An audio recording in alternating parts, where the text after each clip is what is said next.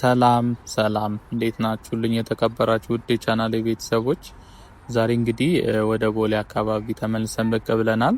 እንግዲህ መግቢያው ላይ እንደተመለከታችሁት የቦሌ ሞይንኮ እስከ ቦሌ መድኃኔዓለም እየተሰራ ያለውን የኮሪደር ፕሮጀክት ነው የምንመለከተው። እንግዲህ ይሄ የኮሪደር ፕሮጀክት ዋና መንገዱ ተጠናቋል። አሁን ላይ የሚቀረው የእግረኛ መንገድና የሳይክልና አንዳንድ የተለያዩ የአንደርግራውንድ የሚሰሩ ፋሲሊቲዎች አሉ፣ እንደ ኤሌክትሪክና የቴሌኮም መስመሮች ማለት ነው። እነሱ እየተሰሩ ነው የሚገኙት አሁን ላይ እንጂ ዋናው መንገድ ተጠናቋል። እንግዲህ ምናልባትም አስፋልቱ ሊደረብ ይችላል ካሁን በኋላ ከላዩ ላይ ማለት ነው። ከዛ ውጪ የዋና መንገድ ስራው እንግዲህ የተጠናቀቀ ነው። ከሱም በተረፈ አሁን የምንመለከተው ደግሞ ቦሌ ወደ ቦራ አካባቢ ላይ የምትመለከቱት አንደርግራውንድ የሆነ የምድር መተላለፊያ ተሰርቷል። እንግዲህ ይሄኛው ከተሰራ ትንሽ ቆየት ብሏል። በእርግጥ ግን ገና ለአገልግሎት ክፍት አልሆነምና ከዚህ ቀደም ባሳያችሁ ቪዲዮ ላይ በጨረፍታ አሳይቻችሁ መግቢያና መውጫውን እንዳሳያችሁ አንዳንድ ተመልካቾች ይጠይቃችሁ ነበረ። እንግዲህ እሱን አሳይቻችሁ ነው ቀጥታ ወደ ኮሪደር ፕሮጀክቱ የምንሄደው ማለት ነው። እንግዲህ አሁን እየተጓዝን የምንገኘው በቀድሙ ባየነው አንደርግራውንድ መግቢያ በሱ ከላይ በኩል ባለው ሳይድ ነው። እንግዲህ አሁን ባለውበት በሚሄድበት ከስር በኩል የአንደርግራውንድ መሄጃው መንገድ አለ። እንግዲህ ከዛ በኩል ተገብቶ ይሄን መስመር ተሻግሮ ነው እንግዲህ አሁን ስንሻገር የምናገኘው መውጫ ጋር የሚያደርሰን ማለት ነው። እንግዲህ እነዚህ የአንደርግራውንድ መንገዶች የተለያዩ ቦታዎች ላይ ተሰርተዋል ከቅርብ ጊዜ ወዲህ። እንደምታውቁት 4 ኪሎ ላይ እነዛ የብረት ድልድዮች ተነስተው አሁን ላይ በጣም የሚያምርና በውስጡም የተለያዩ ብዙ ነገሮች የያዘ የአንደርግራውንድ መተላለፊያ ተሰርቷል። እንግዲህ ይሄ የምትመለከቱት ነው። ቅድም በዛኛው በኩል ከተገብቶ አሁን እዚህ በምናየው በኩል ነው የሚወጣበት። እንግዲህ ይሄ የአንደርግራውንድ መተላለፊያ የተሰራው ይሄ የቦሌ እስከ መገናኛ ያለው የኮሪደር ፕሮጀክት ሲሰራ ነው። እንግዲህ እሱም ቆየት ብሏል። የዚህ አይነቱ የአንደርግራውንድ መግቢያ እንግዲህ እዚህ ቦሌ ጋር ብቻ ሳይሆን መገናኛ ጋርም እንዲሁ የተሰራ ነው። በእርግጥ እሱም ክፍት አልተደረገም። የሁለቱ መስመሮች እንግዲህ የሆነ ተመሳሳይ ኬዝ ይኖራቸዋል ብዬ ነው የማስበው። እንግዲህ አሁን ወደ ዋናው የጉብኝታችን መነሻ ሄደናል። አሁን ላይ የምንገኘው እንደምትመለከቱት ሀያት ሆስፒታል ወይም ደግሞ በጎን በኩል የሞይንኮ የመኪና መሸጫ ጋር ነው የምንገኘው። እንግዲህ ከዚህ ተነስቶ እስከ ቦሌ መድኃኔዓለም ከዛውም ደግሞ ከአዲስ አበባ ስቴዲየም እያለ እስከ 22 ጎላጉል ከዛ እንግሊዝ ኤምባሲ እስከ ቀበና ድረስ የሚዘልቅ የኮሪደር ፕሮጀክት ነው። እንግዲህ ይሄም መስመር እንግዲህ በአንድ የኮሪደር ፕሮጀክት ነው እየተዳደረ የሚገኘው። ከዛም በተረፈ ሌላም እየተሰራ ያለ ቦሌ አካባቢ ሌላ ኮሪደር ፕሮጀክት አለ። እሱም ከቦሌ ሩዋንዳ በአትላስ በኩል አድርጎ እስከ ቺቺኒያ ወይም ደግሞ የቀበና መንገድ ድረስ የሚደርሰው ሁለተኛው የኮሪደር ፕሮጀክት ነው። እንግዲህ እነዚህ የሁለት የኮሪደር መስመሮች ከቅርብ ጊዜ ወዲህ በጣም በፍጥነት እየተሰሩና አሁን ላይ እስከ ሰኔ ባለው ሙሉ ለሙሉ ተጠናቀው ለአገልግሎት ክፍት እንደሚሆኑ ክብርት ከንቲባ አዳነች አቤቤ በዚህ ሳምንት ባከናወኑት የሳይት ጉብኝት ይሄም የአዲስ አበባ ዙሪያ አካባቢ የተደረገውን የኮሪደር ስራ በጎበኙበት ወቅት ተናግረዋል። እስከ ሰኔ መጨረሻ ተጠናቆ እንግዲህ ሁሉም ኮሪደሮች ሙሉ ለሙሉ ለአገልግሎት ክፍት እንደሚሆኑ ማለት ነው። እንግዲህ ለቻናላችን አዳዲስ የሆናችሁ ቤተሰቦች ሰብስክራይብ በማድረግ ቤተሰባችንን መቀላቀል እንዳትረሱ። እንዲሁም ቪዲዮውን ላይክ እና ሼር በማድረግ ሌሎች ጋርም ተደራሽ እንዲሆን ለቻናላችንም እድገት እንዲረዳን የበኩላችሁን አጋርነታችሁን አሳዩን።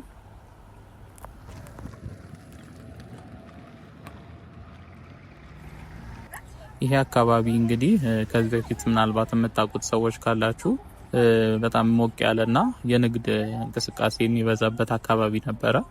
እንዲሁም እንደ ንግድ ቦታነቱ ያለው የመሰረተ ልማት ወይም የመንገድ ስፋት እጅግ በጣም ጠባብና በጣም የቆየ እንደመሆኑ የፈራረሰና ብዙም የማይመች ነበረ። እንግዲህ መኪኖች በግራና በቀኝ ቆሙ ነበረ።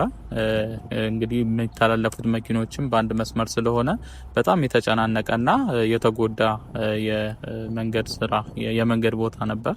እንግዲህ ከዚህ በፊት ከአንድ 2 ወር በፊት የኮሪደር ፕሮጀክቱ ከመጀመሩ በፊት አንድ ቪዲዮ ለቅቄላችሁ ነበረ። ያው ይሄ ፕሮጀክት ሊጀምር እንደሆነ ሰምቼ የመጨረሻ ምን ይመስላል ገጽታው የሚለውን ለእናንተ እንድታዩት ማለት ነው። እሱንም ዲስክሪፕሽን ላይ አስቀምጥላችኋለሁ። ይሄ ስራ ከመጀመሩ በፊት ይሄ አካባቢ ምን ይመስላል የሚለውን ዲስክሪፕሽን ላይ አስቀምጥላችኋለሁ። እዛ ላይ ገብታችሁ መመልከት ትችላላችሁ። እንግዲህ ያህን ካያችሁት አሁን ካለው የመንገድ ስፋትና የመሰረተ ልማት ጋር ሲገናኝ እጅግ በጣም የተለያየ ነው። አሁን ላይ በጣም ተለውጧል። እንግዲህ አሁን ላይ የእግረኛ መንገድም የሳይክል መንገድም አለው። እንግዲህ መንገዱም ቢያንስ 2 መስመር ይኖረዋል ለመኪኖች ማለት ነው፣ ወደ ላይም ወደ ታችም የሚሄድ ከዛኛው ጋር ሲተያይ በጣም የሚገርም ለውጥ ነው የተደረገለት። በዚህ በስተቀኝ በኩል የነበሩት እንግዲህ መኖሪያ ቤት የነበሩ ናቸው አብዛኞቹ። ይሄኛው ሳይሆን አሁን ከጎን የምንመለከታቸው ማለት ነው። እንግዲህ እነሱም አብዛኞቹ ወደ ንግድ ቦታነት ተቀይረዋል። ይሄ እነዚህ በኩል ባሉት ማለት ነው በመኪናው ሳይድ እንግዲህ አብዛኞቹ መኖሪያ ቤት ነበሩ። አሁን ላይ በጣም የጦፈ ንግድ ቦታ እንደሚሆን እንግዲህ ከወዲሁ ያስታውቃል። ይህም ብቻ ሳይሆን በዛ በአደይ አበባ ስቴዲየም በኩል እየተሰራ ያለው መንገድ ላይም እንደምታውቁት አደይ አበባ ስቴዲየም ከነዚህ ቤቶች ወደዛ ጀርባ ነው የሚገኘው። በዛም ሳይድ እንደዚህ አይነት ተመሳሳይ ቤቶች አሉ። እንግዲህ እነሱም አብዛኞቹ መኖሪያ ቤት የነበሩ ሲሆን አሁን ላይ በሚያስገርም ሁኔታ ታድሰው እንግዲህ ተመሳሳይ አይነት ዲዛይን ኖሯቸው በጣም የሚያምር የንግድ ቦታ ሆነዋል። እንግዲህ አንዳንዶቹም የተከፈተባቸውም አሉ፣ የሚከራይ ያለም የሚል የተለጠፈ አለ።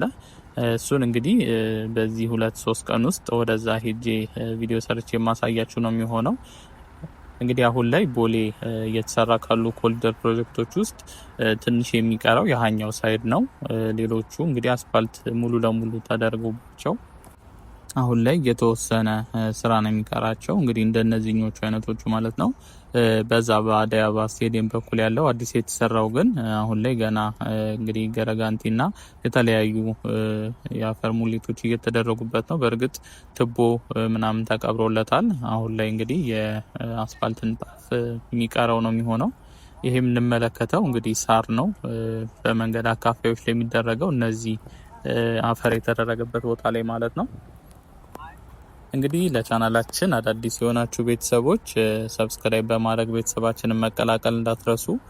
በየቀኑ በምንሰራቸው የዎኪንግ ቱር ቪዲዮዎች አዲስ አበባ ውስጥ እየተሰሩ ያሉ አዳዲስ ፕሮጀክቶችና አዳዲስ ገጽታዎችን በየቀኑ የምናስጎበኛችሁ ነው የሚሆነው።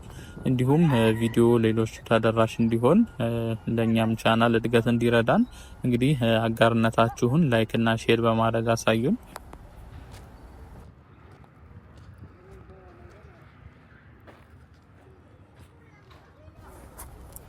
ጉብኝታችንን እንግዲህ የምንቀጥል ነው የሚሆነው።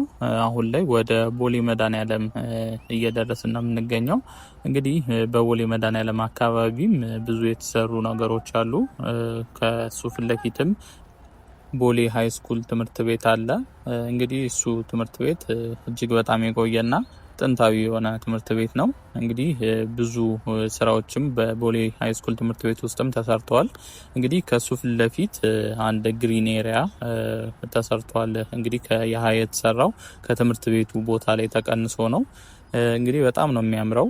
በጣም ነፋሻማና ውብ ተደርጎ ነው ይህ ቦታ የተሰራው። አሁን ስንደርስበት የምንመለከተው ነው የሚሆነው። በእርግጥ እንግዲህ ይህ ቦታ ሲቀነስ የትምህርት ቤቱ እንግዲህ እንዳይጠብ ለተማሪዎችም የሚይዘው ካፓሲቲ እንዳይቀንስ የተለያዩ ህንፃዎች ተሰርተዋል። እንግዲህ ከዚህ ቀደም የነበረው የቦሌ ሃይ ስኩል ትምህርት ቤት ምድር ቤቶች ናቸው አብዛኞቹ የነበሩት። አሁን ላይ ግን ሰፋ ሰፋ ያሉ ተለቅ ተለቅ ያሉ በርከት ያሉ ህንፃዎች እንግዲህ በውስጡ ተሰርቶ እነዛ ምድር ቤቶች እንዲፈርሱ ተደርገዋል። ይህም እንግዲህ መያዝ የሚችለውን የተማሪ ካፓሲቲ በደንብ የሚጨምረው ነው የሚሆነው። እሱንም እንግዲህ ጠጋ ስንል የምናየው ነው የሚሆነው። አሁን ይሄ ግሪን ኤሪያ ያልኳችሁን እንግዲህ እሱን አልፈን የአደይ አበባ ፓርቱን አደይ አበባ ስቴዲየም ፓርት የተወሰነ ተመልክተን ነው የዛሬ ጉብኝታችን የምናጠናቀቀው። እንግዲህ እንደምታውቁት አደይ አበባ ስቴዲየም ከጊዜ ጊዜ በጣም በሚያስደንቅ ፍጥነት እየተጠናቀቀ ብዙ ለውጦች እያሳየ የሚገኝ ፕሮጀክት ነው።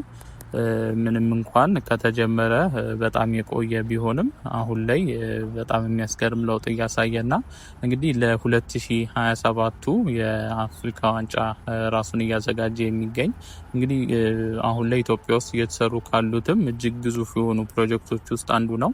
እንግዲህ እሱን በትንሹ አሳይቻችሁ የዛሬ ጉብኝታችን የምናጠናቀቅ ነው የሚሆነው። እንግዲህ እስከ መጨረሻው አብራችሁን ቆዩ።